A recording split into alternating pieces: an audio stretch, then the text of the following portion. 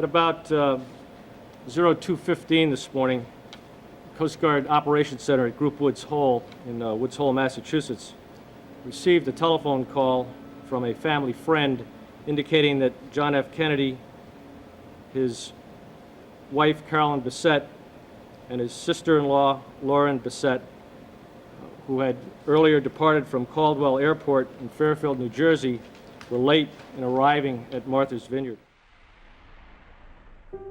Around 8:30 p.m. on July 16, 1999, John F. Kennedy Jr., the handsome and charismatic son of the former president, who became seared into the memory of the American public with a simple salute he gave his father's flag-draped casket as it was carried out of St. Matthew's Cathedral following his assassination just days before in Dallas, boarded his Piper Saratoga light aircraft from an airstrip in Fairfield, New Jersey. The 38-year-old Kennedy, along with his wife Carolyn Bessette Kennedy, were heading to Hyannis Port, Massachusetts to attend the wedding of his cousin Rory Kennedy. Carolyn's sister, Lauren Bessette, was hitching a ride with the famous couple, and the plan was to drop off Lauren at Martha's Vineyard while John and Carolyn would continue on to the wedding in Hyannis Port. Kennedy had just purchased the plane in late April of that year from a company called Airbound Aviation. The Piper Saratoga is a 6-seat, high-performance, single-engine, fixed-wing aircraft, perfectly well-suited for short trips like the approximately 275-mile trip from Fairfield to Hyannis Port. But although it had always been a dream of his since childhood, Kennedy was relatively new to flying. After taking some flying lessons at the Flight Safety Academy in Vero Beach, Florida a few years earlier, Kennedy received his pilot's license in April 1998. He was also a bit rusty, having taken a 3-month hiatus from piloting after the death of his cousin Michael in a skiing accident in December 1997. The specter of a so-called Kennedy family curse also loomed large in the family and the broader public psyche. His father had been assassinated in 1963, followed shortly thereafter by the assassination of his uncle Robert less than 5 years later in 1968, and then the 1969 Chappaquiddick tragedy involving his other uncle Ted. And now this skiing accident and the rape allegations involving his cousin, William Kennedy Smith, affecting his own generation. Kennedy biographer J. Randy Taraborelli said, "You can't really imagine what it would do to a young person to have both his father and his uncle murdered in the same way. For John, I think it made him feel that you can't waste a moment, because he didn't know how long he was going to be here. It was certainly not lost on him. But the other pull in his life was this palpable yearning to find his own way in the world, without the heavy burden and enormous expectations that came with his famous last name. And it doesn't take much armchair psychology to understand the appeal of flying your own plane when you're someone like JFK Jr. It was a way to go anywhere he wanted, without the prying eyes of gawkers at airports and the endless attention of paparazzi." And despite working in the fashion industry, his new wife Carolyn was similarly interested in avoiding the constant glare of flashbulbs every time they left their apartment in New York City. Although savvy enough to understand what it meant to marry the equivalent of American royalty when she married John in 1996, Carolyn suffered mightily from all the attention of marrying People magazine's Sexiest Man Alive of 1988, effectively taking him off the market to the chagrin of many female admirers. So as evening fell, nothing seemed particularly amiss about the short flight. John took his seat in the cockpit while Carolyn and Lauren boarded the plane and sat in the second row of seats. Kennedy checked in with the control tower at Martha's Vineyard Airport. At 9:40 p.m., the plane was about 17 to 18 miles from the airport and flying at an altitude of around 2,500 feet. Over the next 29 seconds, it dropped another 700 feet and lost contact with radar. Still 16 miles from the landing strip, it would never reach its destination. I'm Derek Kaufman. I'm Jason Beckerman. And this is Last Days, John F. Kennedy Jr.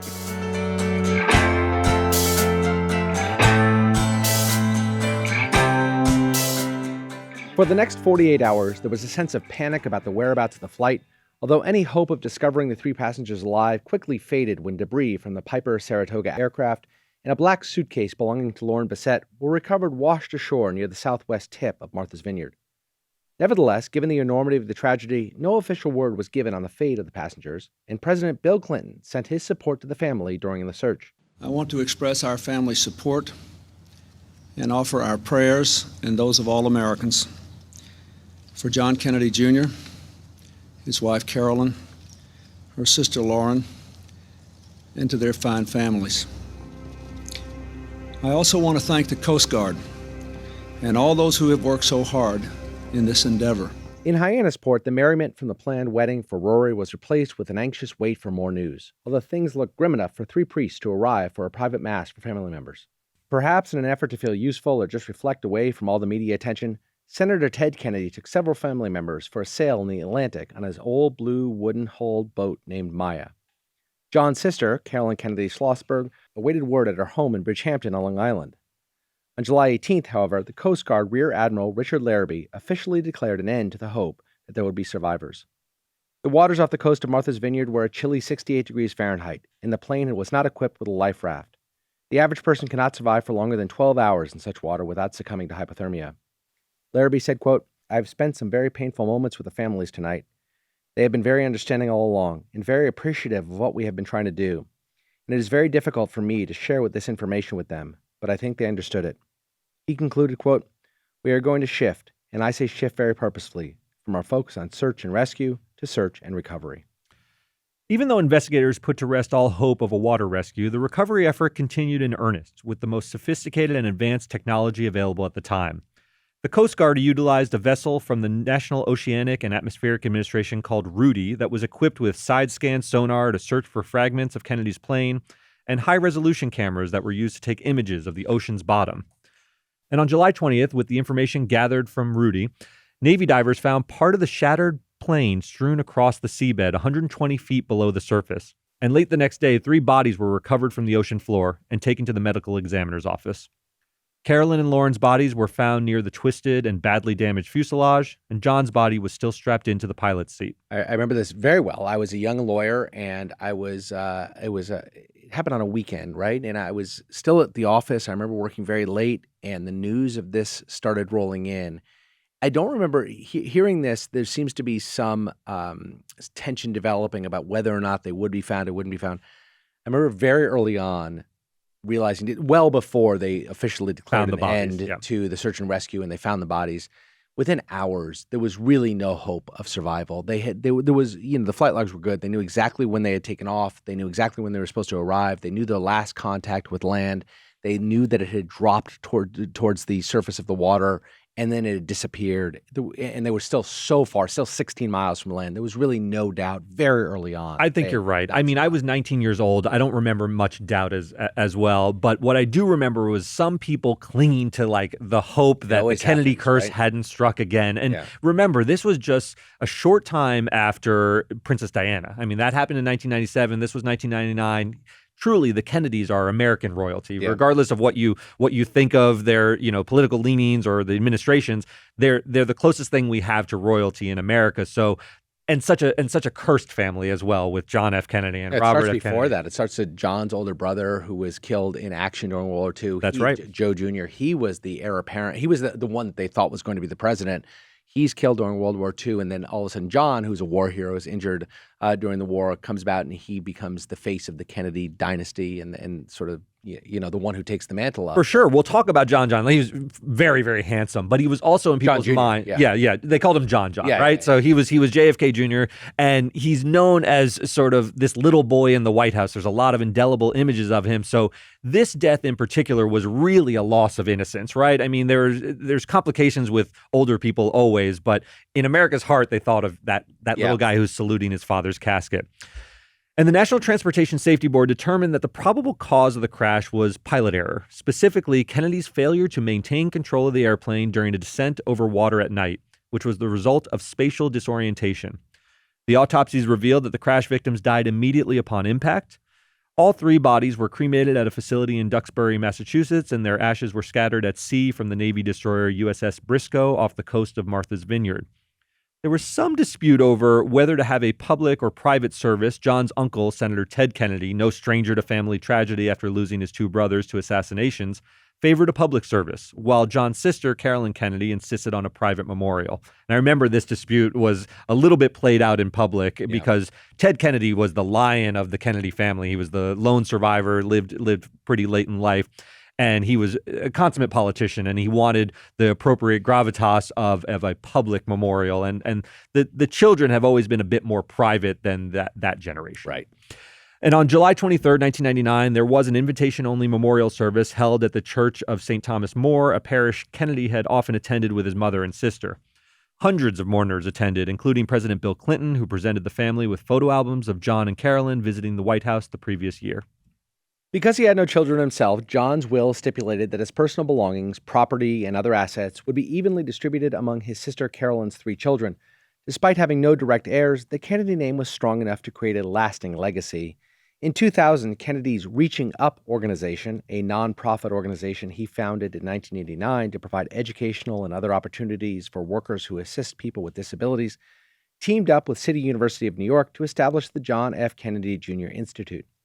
Just 3 years later, the ARCO Forum at the Harvard Kennedy School was renamed the John F. Kennedy Jr. Forum of Public Affairs, providing another link between the Kennedy name and Harvard University, despite the fact that JFK Jr. graduated from Brown University and NYU Law School. It's impossible to talk about the legacy of JFK Jr. without mentioning the enormous shadow cast over his life by his family name and the tragedy of his famous father, whose assassination in November 1963, just days before John's birthday, would define his entire life. There are many children of famous people who bear this burden. Lisa Marie Presley comes to mind. She was just 9 when her famous father passed away. And the burden of following in the footsteps of such historically important figures can be overwhelming and destabilizing. There's a tremendous pressure to exceed or at least match the impact of the previous generation. This is just a common thing in families. You want your kids to do better than you. And this can be a very tall order for even people with extraordinary gifts to live up to. And more often than not, they simply can't. Either they objectively have less talent and drive as a result of growing up rich and famous, or this also happens, they can never gain the acceptance of the public despite having gifts of their own. Where JFK Jr. falls in this analysis is an exceptionally complicated question. He was born a little over 2 weeks after his father won the presidency over Richard Nixon in 1960. Quite literally, he was the only son of the most powerful leader on the planet from the moment of his birth. So the election was seen as a watershed moment in American history. I don't want to belabor this too much, but after the post-war Eisenhower administration and the expansion of the middle class in the 50s, the country was beginning to wrestle with a burgeoning youth movement, and it started to focus on race relations, civil rights, and massive cultural changes. And Kennedy, his father, was positioned as a youthful candidate, someone who stood in stark opposition to the conservative values of his opponent and former Eisenhower Vice President Richard Nixon. And his election was seen as a referendum on those outdated politics of the previous generation. And Kennedy became this symbol of leading the country into the future. Yeah, and all this was undoubtedly lost, Eric, on JFK Jr., who was really just an infant during the first couple years of his father's presidency. But it was the pictures of John and Carolyn playing in the White House and Jackie Kennedy leading tours and changing the style of the living quarters that sent a powerful message to the country. They were the picture-perfect modern American family. Of course, it was all very different behind the scenes, with Kennedy dealing with fiascos like the Bay of Pigs invasion and the Cuban Missile Crisis, not to mention becoming tabloid fodder for his extramarital dalliances. But the assassination of JFK on November 22, 1963 changed everything. The rush of optimism and hope replaced by dread, paranoia, and fear in an instant. And as the country grieved and reckoned with the national tragedy, John celebrated his 3rd birthday at the state funeral of his father. Can you imagine that? I just when I read that, I knew about JFK's assassination, but I admit when I was researching this, I didn't know that it happened so close to his birthday, which is a time of joy and celebration in most people's lives, and forever he had to wrestle with his birthday coinciding with the loss of America's innocence and the assassination of his father. It's got to be different. I guess so. I mean, again, he was just 3 when he salutes his father's casket. Clearly no appreciation for what was happening, or even that his father was gone forever, or, he's just 3. He doesn't know much. But I think, as you said, later in life as he grows older and sees that at the same moment he is being sort of enshrined in American lore with his salute, the country has lost its innocence altogether. I mean, you just think about what happens after that. It would have happened with JFK Sr. or without him, the debacle of Vietnam, getting immersed in that. But we really did lose hope and innocence in a single moment. And at the same time, this little boy is losing his innocence as well, as his father's being stripped away from him, and the country that he would have grown to sort of inherit in a way is being lost. Because his father was very likely to win re-election. He would have then come of age, up until, 8 years old or so, living in the White House and, with his father being lauded for generations. But instead, he's a very different legacy. Absolutely. Yeah. Stan Stearns, who took the picture of JFK Jr. near his father's flag-draped coffin and served as chief White House photographer during the subsequent LBJ administration, passed away in 2012. Although he took many other famous shots, this one was discussed in his obituary, where he described the moment as, quote, "The hand went up, click, one exposure. That was it. That was the picture." In 1968, Jackie Kennedy left the United States to raise her children abroad, famously saying, quote, "If they're killing Kennedys, then my children are targets. I want to get out of this country." She married Greek shipping magnate Aristotle Onassis, and the family lived on the private islands of Scorpios. JFK Jr. never had a strong relationship with his stepfather, who reportedly only left him $25,000 in his will. When he died in 1975, he was allegedly worth billions potentially a lot at the of time. money. Yeah. And as a young adult, Kennedy had plenty of opportunities, but never really distinguished himself as a great intellect or talented politician. He attended Brown, as I mentioned, where he majored in American studies and worked on some of the important issues of the day, like apartheid in South Africa, gun control, and civil rights. He then got his JD from NYU Law School, but ended up failing the New York bar exam twice before finally passing on his third try in 1990. And I do remember stories about this. It was an embarrassing spectacle for the Kennedy family at the time, as they'd always battled this public perception that the family had very good-looking people who were extraordinarily privileged, but not that bright. And, you know... Well, that was a criticism leveled at JFK Sr. as well. I think everybody knew that Bobby Kennedy was quite bright, and maybe even Joe Jr., the son who passed away in World War II. The son who passed away in World War II, who was supposed to be president. But JFK Sr., the president, was criticized as being a lot of form and not a lot of substance. Playboys. Playboys. And JFK Jr. was painted with that brush a little bit, and maybe earned. He did fail the bar twice, although our current vice president and maybe next president has also failed the bar a couple of times. That's right. The bar isn't everything. And it's not a measure of your worth or necessarily even your intelligence, but... Derek and I both passed on our first try. We did pass on our first try. So you know. But you know, it confirmed in people's minds because he was so handsome that, oh, he's just a pretty face. So when there was such tabloid fodder, people had a field day with it. By passing on his third try, though, Kennedy was able to serve as assistant district attorney in the Manhattan DA's office, where he worked for 4 years, but never really amassed much of a reputation for skill in the courtroom. Kennedy briefly then ventured into acting, where some said he had this natural talent after doing a bit of theater while performing at Brown. And his most famous role, however, was him playing a fictionalized version of himself on an episode of the popular politically themed 90s sitcom Murphy Brown. Oh, hi, I'm Murphy Brown. You must be my new secretary. Oh, Murphy, hi!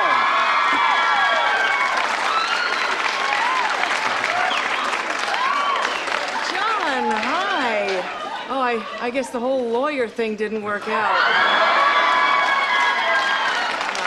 No, that's a tough break. Could you file this for me? Actually, Murphy, I was just writing you a note. I came over to bring you this wedding present, but they told me that the whole thing had been called off, so... This is how rumors get started. A present for me. You Kennedys are so thoughtful and generous. I beg to differ. That is not his most popular role. Oh, interesting. His most popular role was one he was never in, which is as Elaine Bennis's love interest in Seinfeld. He's not actually in the show, and he actually talks about the fact he was unaware of it until it aired and somebody told him about it. But you remember that during Seinfeld, she goes to the gym and there's a figure, a shadowed figure, which she says is JFK Jr., and she sets up a potential date with him and then ends up not showing up and somebody else gets the date. You're right. He was this avatar of like the unattainable, handsome, American royalty, political family. He was everything. Yeah. And he really lived up to it. And in this cameo on Murphy Brown, you know, it's not much to it, but you can really see that effortless sort of natural Kennedy charm, and it just oozes out of him. And, you know, I named my daughter Nixon, so my leanings are maybe no mystery, but there's just something about the magnetism about the men in this family. It's there. It's magnetism in Tricky Dick. Yeah, exactly. He's the opposite. He's as unmagnetic as you can be. He's repellent, you might say.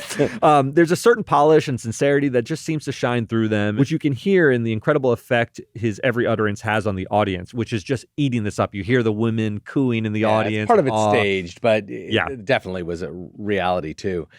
But perhaps his most impressive professional effort came in the realm of journalism when Kennedy and Michael Berman launched George, a glossy magazine that treated politicians as lifestyle and fashion icons, in 1995. It was supposed to be a hip look at politics, but he was leery about tabloid attention and felt strongly about not straying into tawdry tabloid fodder.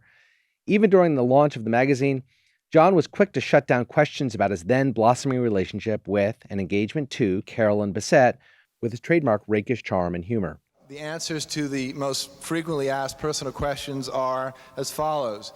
Yes, no, we're merely good friends, none of your business, honest, she's my cousin from Rhode Island, I've worn both, maybe someday, but not in New Jersey. The magazine was a huge sensation at the time, with the first issue grabbing all sorts of headlines for its cheeky image of supermodel Cindy Crawford in a powdered wig and ruffled shirt posing as George Washington. But by early 97, Kennedy and Berman started to butt heads, eventually leading Berman to exit the company and hand over the reins to Kennedy. It didn't work, and the magazine went into steep decline after Berman left. Kennedy was a bit too risk-averse to really thrive in the cutthroat world of journalism. He would turn down interviews with big-time subjects like Princess Diana and John Gotti to interview policy wonks like tax specialist Daniel Rostenkowski. The magazine officially folded in 2001, just 2 years after his death. You know, the George magazine fiasco, let's call it. It came out of the gate so hard. I remember the Cindy Crawford cover was huge. Yeah. When he started turning down interviews and not realizing that he could have done glossies with Princess Diana, he could get any interview he want, but there was a part of John F. Kennedy Jr. that wanted to prove that he was a man of substance so badly that he would do these wonkish interviews with like real serious heavy hitters. Dan Rostenkowski is he's a legendary politician, but he's a policy wonk, as you said. It's just a different type of magazine that doesn't sell very well. It doesn't sell very well, and he didn't really have those kind of chops, although he desperately wanted to be in that milieu, and so the magazine eventually peters out. Do you think he didn't like the John Gotti, Princess Diana kind of coverage, or he shied away from it because he so desperately wanted to be taken seriously by the more intellectual folks? I think it's a little bit of both going on. I think he desperately yearned for credibility and to be taken seriously, and he struggled with it. So he dabbled in the political scene for a while. He gave a speech at the 1988 Democratic National Convention to introduce his uncle, Senator Ted Kennedy, and received a 2-minute standing ovation. Kennedy's reputation as a playboy neophyte dogged him for most of his adult life. Some of it was deserved. He dated all sorts of popular models and actresses, including Brooke Shields and Cindy Crawford and Sarah Jessica Parker. He also had a long-term relationship with actress Daryl Hannah before things fizzled, and he eventually met Carolyn Bessette, who he quietly dated and then married in September of 1996. She was gorgeous, by the way. If you're not familiar with who Carolyn Bessette was, from a family, sort of a legendary family of socialites and well-heeled people, and she was really gorgeous. Carolyn is a bit of a tragic figure, however, in JFK Jr.'s story. She never adjusted well to the enormous attention, mostly negative, of taking one of America's most eligible bachelors off the dating market. She was ruthlessly ridiculed as a fame-chasing gold digger, despite John's attempts to maintain their privacy. And in the end, there's just an inescapable link between the type of public attention he garnered throughout his life and their tragic death on that plane. John was always very protective of Carolyn and saw firsthand how the negative media attention badly damaged her psychological health. And shortly after their wedding, John told a throng of reporters, this was sort of famous at the time, he said, quote, "Getting married is a big adjustment for us, and for a private citizen like Carolyn, even more so. I ask you to give her all the privacy and room you can." The attention also strained their marriage, and there were reports of the couple contemplating divorce in the months leading up to their deaths, even seeking help from a marriage counselor in March 1999, just a few months before the crash. And there's little doubt that John's ill-fated decision to get his pilot's license can be linked to his and Carolyn's desire for some sense of normalcy in their married life, just to get away from the glare of the public. Despite his many attempts to carve out his own legacy, from dating celebrities like Madonna and Daryl Hannah to starting a risque political magazine, JFK Jr. was largely defined by his direct connection with the tragic assassination of his father, a poignant moment that forever changed not only his own life, but the course of American history. Pictures of John and Carolyn in the Oval Office as small children largely define the idyllic and hopeful image of Camelot that helped usher the nation forward after the brutality of 2 world wars scarred the previous generation. The Kennedys became the avatars for youthful post-war vigor, a young, beautiful family filled with ambition, class, and a sense of civic duty. And his salute of his father's casket following the assassination spelled the end of this innocence, throwing the country into a darker period of stagnant growth, malaise, paranoia, and party politics. But for a brief moment, there were the Kennedys projecting youth and optimism for the nation. And so I thought it only fitting to give JFK Jr. himself the final word when he described in an interview just what it was like to spend his first few years of life at the most important address in America. He had this desk in the Oval Office, which belonged to a sea captain.